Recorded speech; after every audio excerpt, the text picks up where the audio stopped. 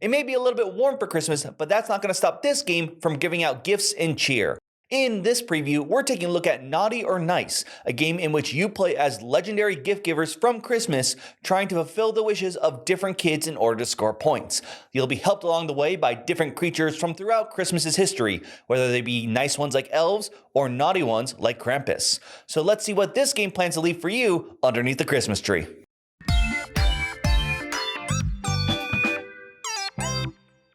In Naughty or Nice, you play as different gift givers from throughout Christmas history, trying to gather gifts in order to fulfill the wishes of kids to score points and win the game. On your turn, you may take one of the following 3 actions. The first one is gaining more gift cards. Gifts come in 4 colors: red for clothing, blue for food or sweets, green for toys, and black for punishment or naughty gifts. Now, there may be different pictures on the cards, but they still consist of the same category. The picture is mostly used as different gift givers have a preference into what gift they like to give. We'll get more to that when fulfilling wishes. Now, for this action, you may take 2 cards from either the lineup or the deck. So for now, let's just take these 2. Next up is summoning. Summoning will get you creatures from Christmas's lore to help you out, whether they are naughty or nice. To do so, draw 2 cards, choose one to keep, the other to discard, and add it to your hand. Your hand will consist of presents and other creatures you gain throughout the game. Finally, there's fulfilling wishes.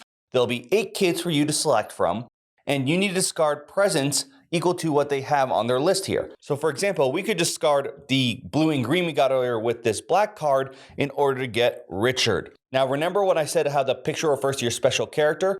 A kid is worth the number of points equal to their presents, but for every card used that matches your preferred gift giver's present, you get an extra point. So in this case, because I matched once, that'll give me 4 points instead of 3, moving me up 4 points. All presents afterwards are discarded. In addition to the 3 actions, you may also play a creature card from your hand. The only stipulation is you can't play any creatures you got that turn, so you'll need to use ones you had at the start of your turn.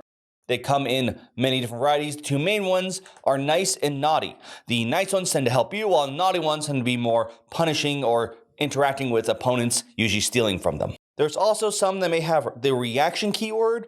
Those will not be played this way, rather they are played in response to a very specific action your opponents will do usually on their turn. When you play a card, place it in front of you, making sure to do the text on the ability, and then gain points equal to the value in the bottom corner.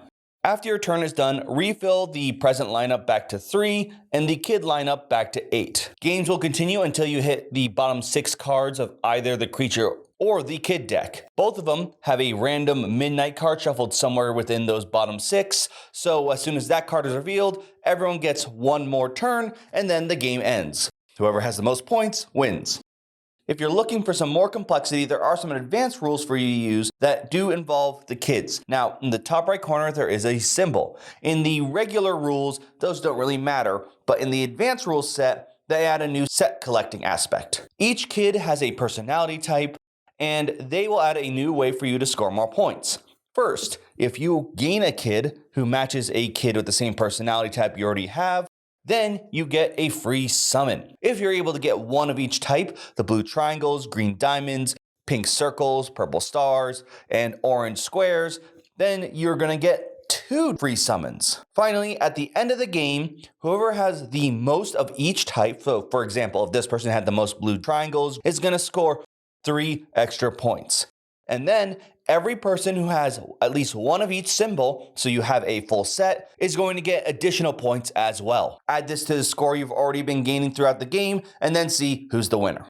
So if it wasn't obvious, this is heavily Christmas inspired, but I will say that it does pull more from, I guess you could say, the classic Coca-Cola era story of Santa Claus and elves and Rudolph, and pulls from some other older or at least regional stories involved around the Christmas holiday time. It was really cool to see people's reactions to some of these creatures. Now, some of them are modern day tales and maybe their name changed a little bit. For example, the Cringe. But there are other ones there that I knew people did not recognize and thought it was really cool to see these guys, as they're not, at least here in America, ones that are often talked about.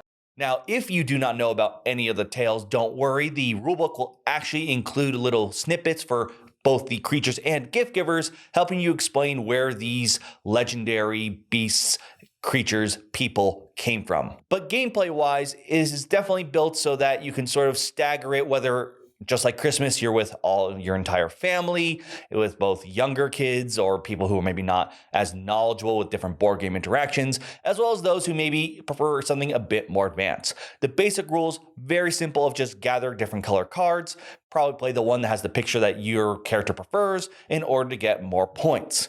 But the creature deck has plenty of ways for you to spice up the game. For those who are more advanced, obviously, one, those are going to be great. But two, the advanced rules definitely switch things up.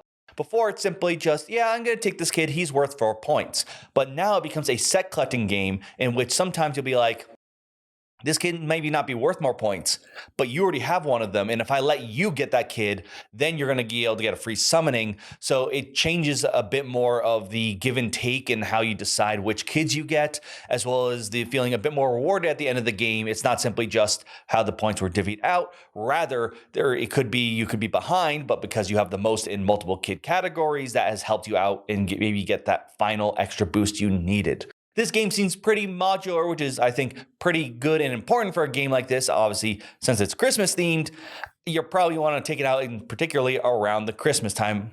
And that usually means around probably maybe you're not your normal game group. It could be your family, like I said, or different people. And being able to change it so you can keep the simple rules or add some more complexity in there can be greatly appreciated. So obviously, for those of you who do celebrate Christmas, this is definitely going to lean more towards you. That said, for those who don't celebrate Christmas, this is still going to be, I think, something fun. There is actually still a game here. It's not just recognizing Santa Claus and feeling happy about it. There is obviously probably going to be more for those than who want the advanced rules, as that actually adds more to the gameplay style of the back and forth between players, obviously player interaction, especially with the reaction cards, as well as a bit more of that set collecting and strategizing. Now, if you are interested in this, there'll be a link down below in the description for you to back it. There's also going to be a how to play that you can take a look at if you want to know more of the nitty gritty on how it plays. Besides that, give it a look. Obviously, this is, I think, going to be more leaning towards those who do celebrate Christmas. But if you don't, this could actually still be a nice gift for someone who does, as there's, lots of Christmas here from all around the world with a solid gameplay loop there. Let me know your thoughts on this game, if this is one that you are going to back for yourself or a gift for others. I'd love to hear your thoughts on this. Do you think they should make sure there is a certain Christmas story that should be represented here that maybe you didn't see in any of the videos that I made or on the project page? You can let me know in the comments down below, and I'd love to hear your stories. But for now, that's it for this preview. I'm Will, and this has been Roll for Crit.